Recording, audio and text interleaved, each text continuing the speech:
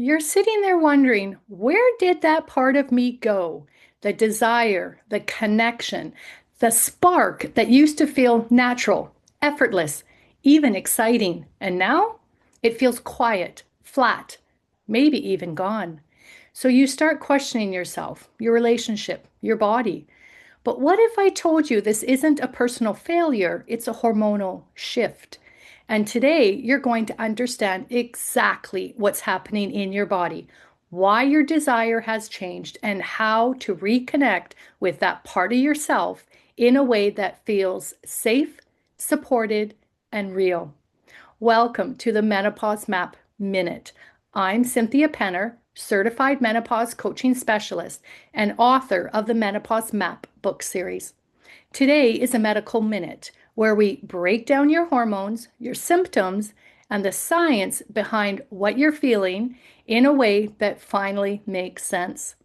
Let's make this simple and empowering with what is happening, why it is happening, and how it affects you. Before we go any further, I want you to take a breath with me for a second because this topic carries emotion. It carries identity. And for many women, it carries a quiet grief. But your body isn't lost, it's adapting.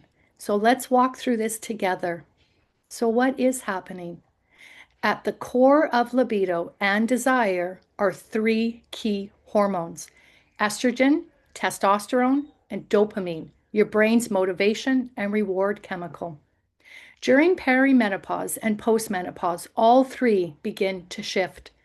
Estrogen declines, which affects blood flow, vaginal tissue health, and natural lubrication.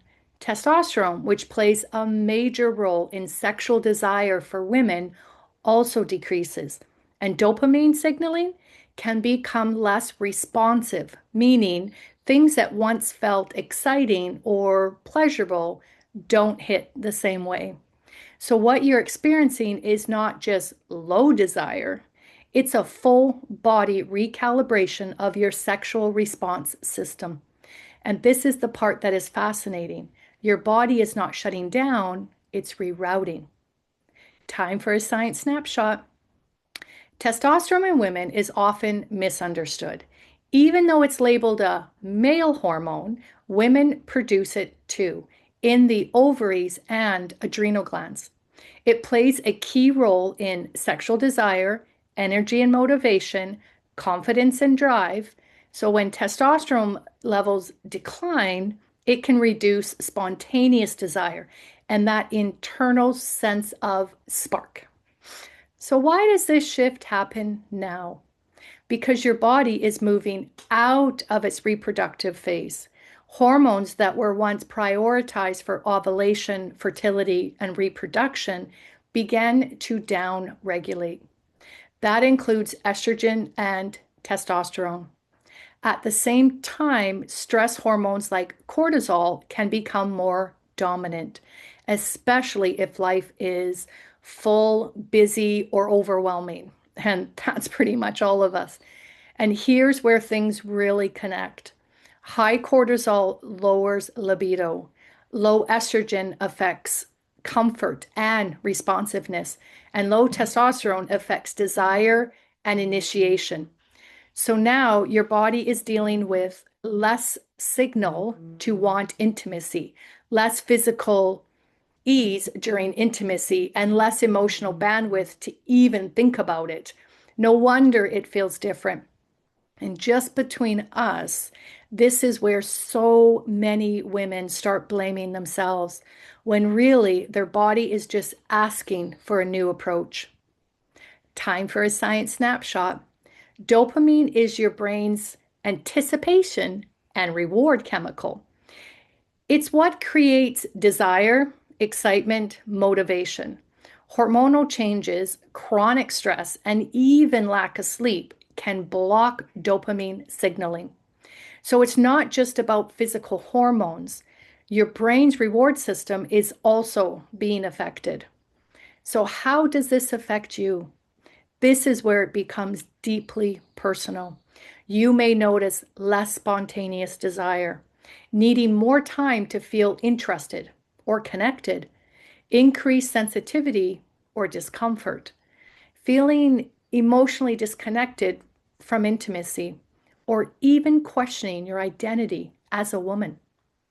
And here's the truth that needs to be said clearly: desire doesn't disappear, it changes its starting point. Many women shift into responsive desire, which means desire doesn't show up first. It builds after connection, safety, touch, or emotional closeness.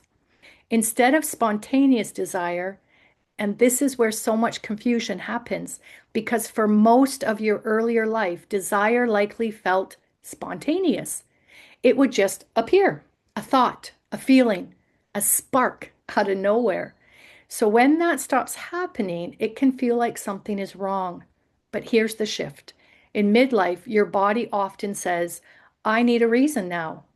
Not pressure, not expectation, not obligation, but connection first.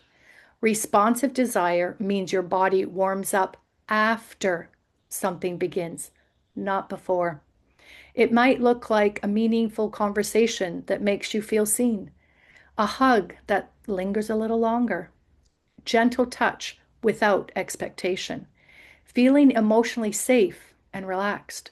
And then something starts to awaken, not rushed, not forced, but invited.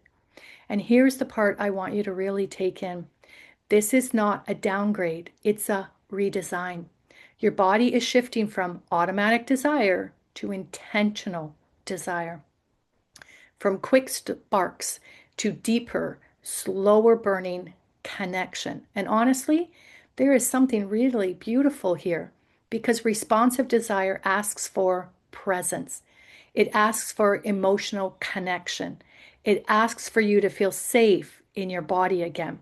And when that environment is created, desire can still exist, just in a way that feels more grounded, more connected, and often more meaningful than before.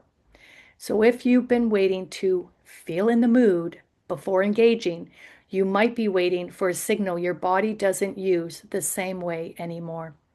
Instead, think of it as willingness before desire, and desire follows. And that small shift alone can take so much pressure off and open the door to connection again. And once you understand that shift, everything starts to make more sense. So here are your supportive stepping stones. Let's bring this into something you can actually walk out. No pressure, no performance, just support. Number one, redefine desire. Desire may not lead anymore. It may follow connection, and that's not wrong. It's just different. Number two, support your body gently. Movement, strength training, and proper nourishment support hormone balance and blood flow. Number three, create space for connection. Emotional safety, laughter, and presence matters more than ever in this phase. Number three, consider supportive tools. There are natural and medical options that support comfort and hormone balance. This is where personalized guidance becomes important. And lastly, lower stress where you can, because a stressed body does not prioritize intimacy. It prioritizes survival. And I want to say this gently. You are not losing yourself.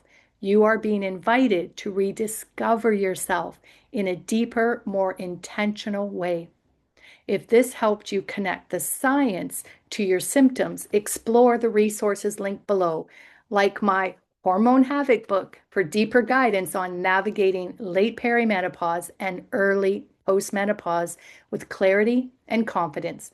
Understanding the map helps, but using it is where relief begins.